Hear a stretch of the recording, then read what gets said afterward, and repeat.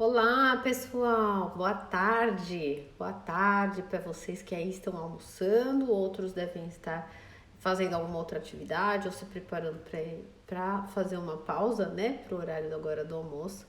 E eu quero hoje falar com vocês a respeito da tríade mental. Como eu falei com você, já tenho falado essa semana a respeito dos centros de inteligência, já falamos sobre o centro emocional. Hoje a gente vai falar por meio do enneagrama sobre os tipos mentais, tá? Como funciona essa inteligência mental que opera não só nas características predominantes dos tipos mentais, mas em todos nós, né? Todos nós, em alguma medida, temos um certo viés para o planejamento, um certo medo de que alguma coisa possa acontecer com a gente e como vai ser. Então, todos nós temos sim a inteligência mental também presente. Claro, isso faz parte do ser humano, ninguém é uma coisa só isolada. A questão é que quando nós olhamos para o Enneagrama como uma ferramenta de autoconhecimento e, em especial, um mecanismo para que nós possamos melhorar a nossa vida, é importante saber e dividir um pouco esses comportamentos em caixinhas. Para quê? Para a gente poder usar, entender melhor e consumir esse conhecimento. Imagina, por exemplo, que você vai fazer um bolo, tá? Vamos lá.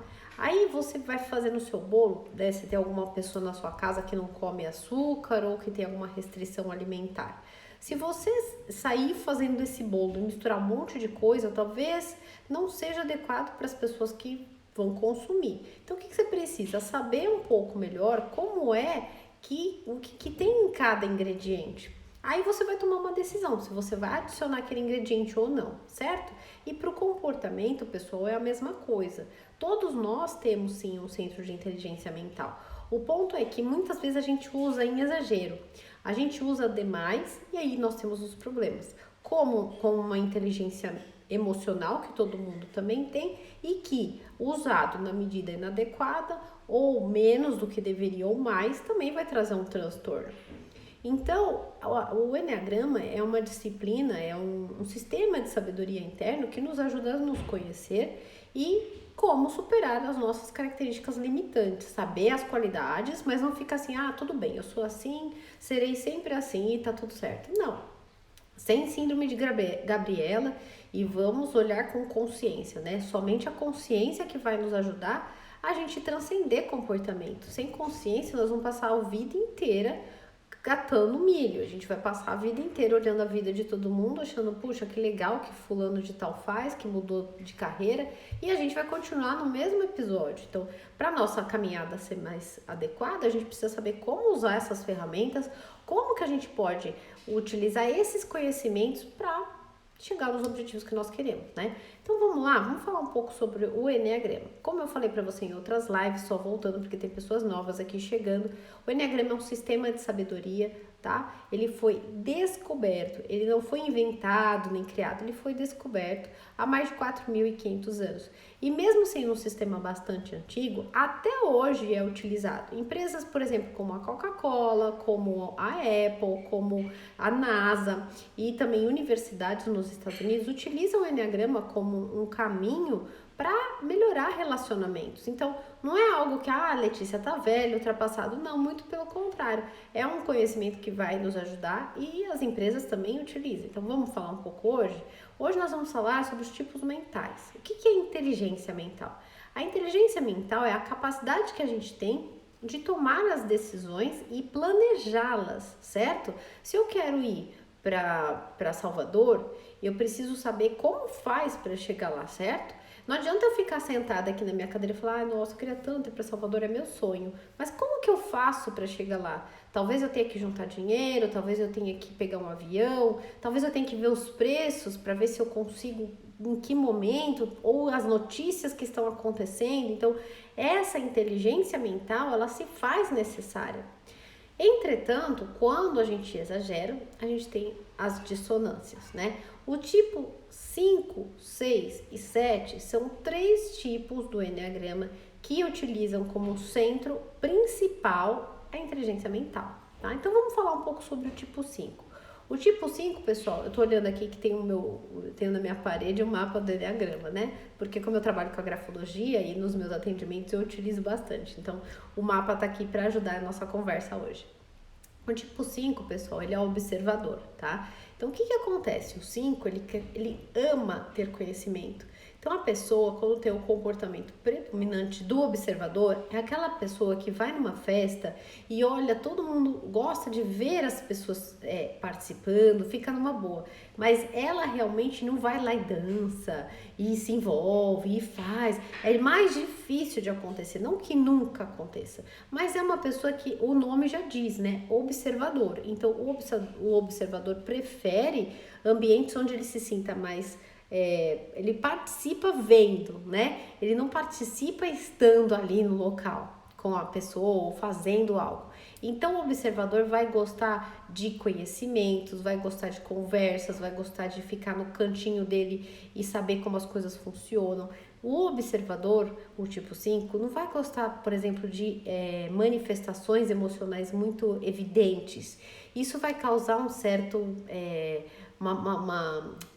um certo comportamento de será que eu devo me manifestar? Será que eu devo falar? Então, é legal a gente saber como a pessoa se comporta para não colocar ela numa má situação. Imagina que a gente pega e expõe a pessoa do tipo 5 num ambiente na frente dos outros e aí exige demais dela um comportamento que ela não está habituada. Lembra? Os mentais necessitam de um tempo também para saber o que vai ocorrer e querem ser avisados antes. Lembre-se sempre disso.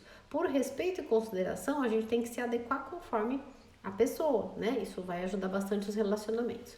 O 5 tem como mecanismo de defesa o isolamento de afeição. O que é isso? Para se relacionar, ele não se conecta emocionalmente com as pessoas. Então, isso quer dizer o quê?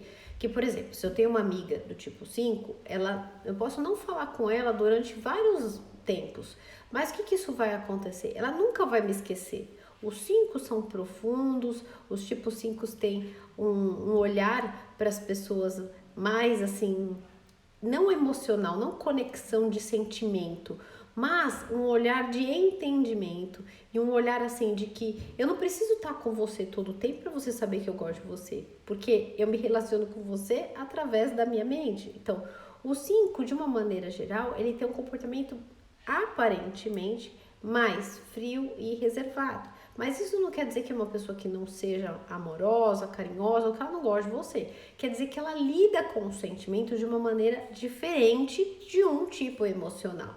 O tipo mental, por exemplo, o 5, ele pensa sobre o sentimento, ele pensa sobre a tristeza, ele pensa sobre as coisas ao redor dele, ele não entra naquela emoção e é dominado.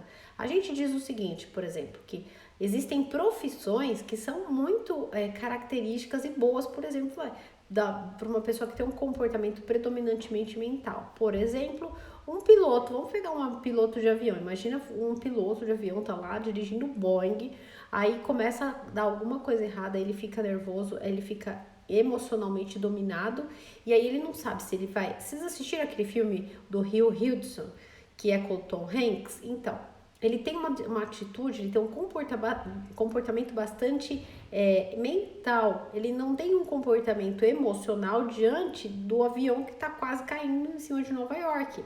Ele decide pousar o avião dentro do rio. E essa história é verdade, né? Do Rio Hudson. Não é uma história mentira. Então, é legal assistir para a gente ver como é o comportamento. Então, só pelo fato de ele conseguir ter esse sentimento mais no lugar certo, ele conseguiu tomar uma decisão que preservou a vida de todo mundo. Então, todo comportamento tem uma utilidade, né? Assim como todos nós temos um talento que nos torna único e que também vai ajudar os demais. Então, o 5, é bom a gente falar sobre isso para as pessoas entenderem que ele não é desconectado, mas sim que ele tem uma maneira de ver a vida diferente e mais mental, beleza? Vamos falar um pouco sobre o tipo 6. O tipo 6, ele é um tipo mental também e é um planejador nato, aquela pessoa que deixa tudo bem certinho. O 6, para ele tomar uma decisão, por exemplo, ele tem um pouco de insegurança. Então, ele fala assim, será que eu faço? Não sei. Mas será que eu já sei tudo que eu preciso saber? O 6 pode ter feito diversos cursos, mas sempre vai achar que nunca está pronto o suficiente. Aí chega aquela proposta incrível para você, imagina que você é um comportamento mais mental. Você recebe aquela proposta que você tanto queria para fazer uma palestra, ou uma apresentação, ou estar em algum lugar, e aí você fala assim: ai, mas será que eu vou dar conta? Será que eu vou conseguir? E aí o 6 fica sempre com um certo receio de tomar decisões e de dar o próximo passo. Justamente pelo fato de que se acontecer algo, como que ele vai lidar com isso? Então o 6 ele tem um comportamento, como a gente fala, que é o questionador, o planejador. Ele planeja demais e prevê cenários catastróficos. O 6 nunca pensa assim: olha, vai dar tudo certo no final. Não, ele pensa assim: eu vou fazer uma viagem, mas vai que o avião cai. Ele sempre pensa em cenários piores, os piores cenários que possam acontecer. Por exemplo, vai ter a vacina. Uma pessoa que tem um comportamento 6 predominante, está na personalidade e ainda não entendeu essa dinâmica, vai falar assim: nossa, essa vacina pode dar errado. E eu acho que vai dar errado, porque se acontecer alguma coisa que não funcionar, o 6 nunca vai achar que vai funcionar, vai achar que vai ter alguns problemas, alguns precalços, certo? Então, a parte boa é, por exemplo, um tipo 6, ao fazer uma palestra num lugar, ele não vai levar só um notebook, vai levar 4 pendrives com as informações, porque vai que um pendrive simplesmente não funciona. Então ele já tem outros ali, né? Então ele se precavê de várias e várias maneiras. Imagina que você vai trabalhar com uma pessoa que precisa estar atenta ao que pode ocorrer de não dar certo. O 6, ele tem uma personalidade perfeita para isso. E o legal é a pessoa saber disso e usar ao seu favor, e não usar isso como se for, como escravo, né? A personalidade existe, mas não pra gente ser escrava da personalidade, mas a gente colocar a nossa essência pra cima, pra gente colocar a nossa essência em ação e a personalidade no segunda posição. Não é o boi que vai na frente do carroceiro, é o carroceiro que guia o boi, não é? Então a gente tem que entrar realmente na nossa carroça, da nossa personalidade e assim, manejar ela, gerenciar. Vou dar uma pausa aqui só para dar um oi para a turma que tá chegando. Denise, Micaela, Numerologia Conectada, que tá aqui, tem os nomes que às vezes não aparecem aí, eu não... Ah, é o Jean, sim. Legal, Jean, seja bem-vindo, viu? Boa tarde. Alejandra, também, se bem-vinda, graças por estar aqui. Então, vamos voltando a falar, né? O 6, ele é o questionador. A ideia principal dele é sempre o medo de algo que não vai funcionar, tá? E aí, qual que é o mecanismo de defesa do 6? É a projeção. Então, por exemplo, o 6 acha que a outra pessoa que desconfia dele, porque ele mesmo está desconfiando. Então o 6 tem um problema muito sério com confiar nos outros. O tipo 6 sempre fica na dúvida se aquela pessoa é ou não confiável, por conta do medo, né? E aí ele sempre vai achar que a pessoa vai fazer alguma coisa ali que não vai dar certo. Então, qual que é a orientação? O 6 ele tem uma certa tendência a testar as pessoas antes de confiar nelas. Não simplesmente iniciar relacionamentos, mas faz vários e vários testes, né? E isso pode não ser tão positivo. Imagina assim, ó, você vai fazer um curso, você é um tipo 6, aí você faz várias perguntas para a pessoa do curso para saber se ela sabe mesmo o que ela tá te falando. Então aí você já tem o olho, né? Vamos falar, o filtro do 6, ele é tão forte que ele guarda na memória fatos que para muita gente passaria por alto, mas ele guarda para depois perguntar para a pessoa sobre a mesma coisa, para ver se o que ela vai responder é de fato aquilo ou não. É como se ele fizesse cheques, né? E isso gera um transtorno para a pessoa. Imagina que se tudo que você for fazer, você precisa confirmar antes para ter certeza para saber se você vai fazer ou não. Então, lembrem-se, todas as características, quando usadas em desequilíbrio, vão trazer transtornos para a própria pessoa, não só da própria vida, mas os relacionamentos. Não é fácil a gente conviver, certo? Com o medo, se você é um 6, ou então com uma pessoa que desconfia o tempo todo de você, ou que algo não vai dar certo. É uma dificuldade de sobrevivência complicada, né? Imagina todo o tempo você com medo que pode acontecer alguma coisa. Então, isso com o tempo vai te trazer umas dificuldades maiores. E mais ainda, os seus sonhos, os seus objetivos, você nunca fica nunca tem certeza que você está pronto para fazer. Como lidar com isso? Precisa de autoconhecimento, precisa fazer curso, precisa estar a par do que é o Enneagrama e desenvolver uma nova estratégia para lidar com esse comportamento. Porque pensa que durante a sua vida inteira você usou ela. Você acha que agora, por ouvir essa live, você agora vai mudar? Não é assim, né? E tudo isso, gente, está estruturado na nossa infância, tá? Muito provavelmente o 6 veio de uma família, né, de um núcleo familiar muito desestruturado, ou pelo menos ele interiorizou cada um no seu quadrado e ele meio que sem referência. Então, por essa sensação de não saber o que vai acontecer, criou-se no adulto uma personalidade mais de pouca autoestima, de medo do que pode ocorrer. Lembrem-se que nem sempre o pai e a mãe têm a culpa de que a pessoa é assim ou assado. Na verdade, nem tem, né? Somos nós que damos alguns significados para as situações que a gente vive e que, de fato, aquilo, né, acaba solidificando o nosso comportamento. O tipo 7, gente, o tipo 7 também é um tipo mental, o nome dele é entusiasta ou otimista. Né, o nome já diz? Ele acha que tudo vai dar certo, que sim, as coisas sempre vão funcionar, que no final vai ficar tudo ótimo. Então, o 7, ele tem como mecanismo de defesa a racionalização. O que significa? Se ele ficar chateado com alguma coisa ou triste, ele abomina a tristeza. Então, ele dá um jeito de falar, não esquece, eu não vou nem olhar para isso. Então, ele racionaliza, ele cria lembra que ele é mental. Ele cria novas maneiras de ver a situação através da racionalização. Ele racionaliza a dor, ele racionaliza a tristeza. Então, vamos supor, morreu alguém muito querido de uma pessoa que tem uma característica predominante 7. O que ela vai fazer? Ah, calma, vamos comer uma pizza, vamos lá a algum lugar desabafar. Mas aí a gente começa a dar risada e esquece tudo, e tudo vai passar e tudo vai ficar bem.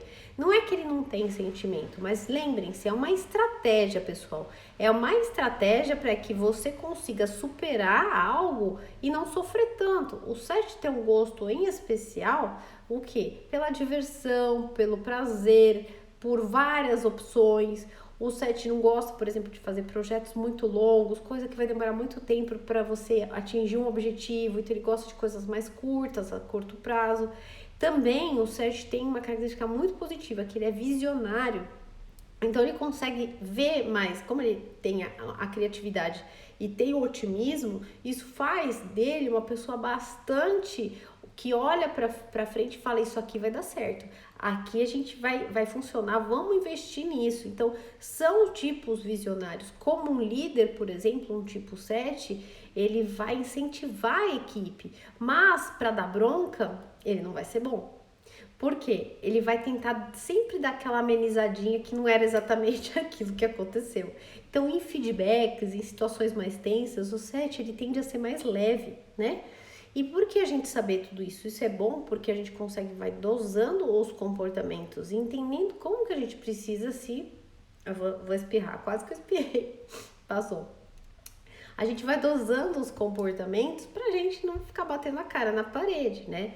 Agora imaginem, a gente falou nessa semana ainda, na segunda-feira foi, sobre os tipos mentais, os tipos emocionais. Imagina que vai um 7, que é um mental, mais leve, casa com um 4, tá? Ou vive um relacionamento afetivo, ou é uma mãe e um filho, ou qualquer cenário desse que viva na mesma casa.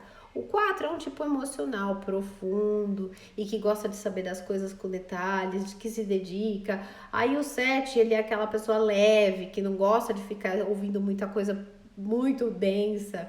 Aí o 4 quer falar assim, olha, sabe, nossa, deixa eu te contar, vamos conversar, eu preciso te explicar o que tá ocorrendo comigo. O 7 fala, não tô entendendo porque você tá querendo falar isso, já tá tudo bem, já acabou, fica tranquila, tá tudo ótimo, vamos sair? Aí o 4 fica, você não gosta de mim, você não ouve meus sentimentos. Então, olha como é bonito quando a gente aprende a respeitar cada pessoa, aquilo que ela tem de melhor. Quando a gente aprende que olhar a profundidade, o 7, o que o 7 tem que aprender? A olhar a profundidade, inclusive porque é uma maneira que ele vai parar de ficar no superficial, só querendo a cereja do bolo, só a parte legal, e vai começar também a aprender a olhar para os sentimentos, para tristezas, e vai dar uma melhorada, né? E o 7, o 4, também ser mais leve e às vezes não aprofundar tanto, às vezes não querer tanto ir lá num sentimento e falar, porque isso exaure, né? Exaure a relação, exaure a pessoa. Então, quando a gente tem esses conhecimentos, é fantástico, porque a gente usa o melhor. A gente sabe que se eu me relaciono com uma pessoa que é mental, que é assim que eu vejo, assim que eu trabalho no meu trabalho através da grafologia, né? Eu sei que eu tô falando com o paciente, com o cliente, que é um tipo mental. Não adianta eu ficar indo pro lado, olha, pensa só o que aconteceu com você, não sei o que lá na infância. Não vai pegar. Para ele não é esse o ponto, é outra coisa. Então tem maneiras de tocar cada pessoa respeitando como ela é.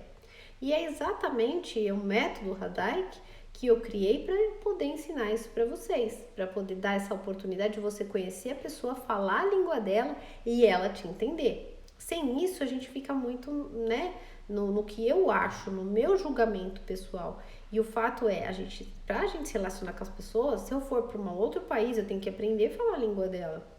Ou eu posso chegar lá e esperar que alguém algum dia vai me entender. E se alguém não me entender, eu tô ferrada, né? Então eu vou passar mais apertos, não vou conseguir me comunicar. Por isso que a gente falar a língua das pessoas é importante. Isso é muito importante. Na minha história pessoal foi exatamente isso que ocorreu. Eu não fui sempre assim. A vida foi me trazendo as oportunidades para que eu pudesse me desenvolver, né? E foi aí que eu cheguei. Lembrem-se que cada uma desses tipos, tá? Tem uma escrita, tem um comportamento que vai refletir na letra. Então, tudo isso que eu digo para vocês, como a gente consegue identificar? Através da escrita. O comportamento, nosso comportamento, ele é revelado na nossa maneira de andar, na maneira de respirar e na maneira como a gente escreve, nos nossos gestos gráficos. Uma pessoa mais mental, uma pessoa mais emocional, na letra a gente vai conseguir identificar. Jean, obrigada. Obrigada, o Jean tá se despedindo. Obrigada aí pela sua audiência, viu? Boa tarde para você. E, gente, quando nós aprendemos a identificar na letra o comportamento padrão ou o predominante na pessoa, a gente vai conseguir uma coisa que é essencial para a sobrevivência. A gente se fazer entendido e a pessoa se entender. Isso vai trazer muitas harmonias no seu sistema, não só nos relacionamentos, mas como para você atingir seus objetivos de vida.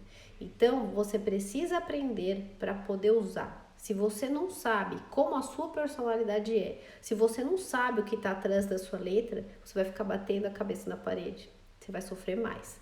Então, participa dos meus cursos, tem um canal no YouTube cheio de informações que se chama Método Hadaik, e lá tem aulas gratuitas que eu já gravei para vocês poderem entender como, através da escrita, você também pode identificar traços do seu comportamento e comportamento das pessoas. Essa semana que vem agora, segunda-feira, eu vou dar um curso de rabiscos inconscientes. Os rabiscos, o que eles falam? Eles falam sobre os nossos desejos. O que o nosso inconsciente deseja fazer e não consegue? O que está passando na nossa cabeça que está incomodando? Aonde que está o problema? Então, quando a gente aprende a grafologia e decifrar esses traços, não é a letra, mas sim os gestos gráficos que ficam no papel, a gente começa a compreender mais o que está aqui dentro. Quem vai saber o que está aqui dentro? É o psicólogo? É uma pessoa fora de você? É você, certo? Só que precisa de alguém para traduzir, né? Para entender o que está ali na tua letra. Se você não sabe, você vai precisar procurar um grafólogo.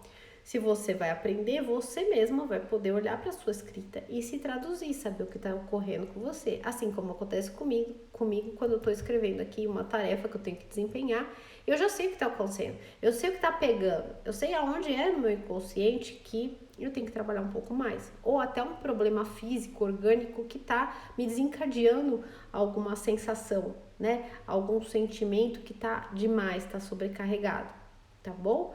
Então é isso. Amanhã eu vou voltar aqui para fazer outra live meio-dia e amanhã a gente vai falar sobre os centros instintivos. Nós falamos sobre o mental, falamos sobre o emocional na segunda, hoje falamos sobre os mentais e amanhã eu vou falar sobre os tipos 8, 9 e 1, que são os tipos instintivos, tá bom? Espero que vocês tenham gostado. Agradeço muito a audiência de vocês, o tempo. Se você está aqui ao vivo, legal, obrigada por estar aqui. E se você está assistindo essa live como uma live gravada também, seja sempre bem-vindo.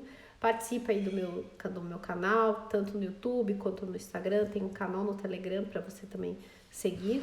E eu tô sempre aqui tentando passar informações para vocês para agregar informação e conhecimento para a vida prática diária. Tá bom? Um grande abraço, boa tarde para todos e até amanhã. Tchauzinho para todos.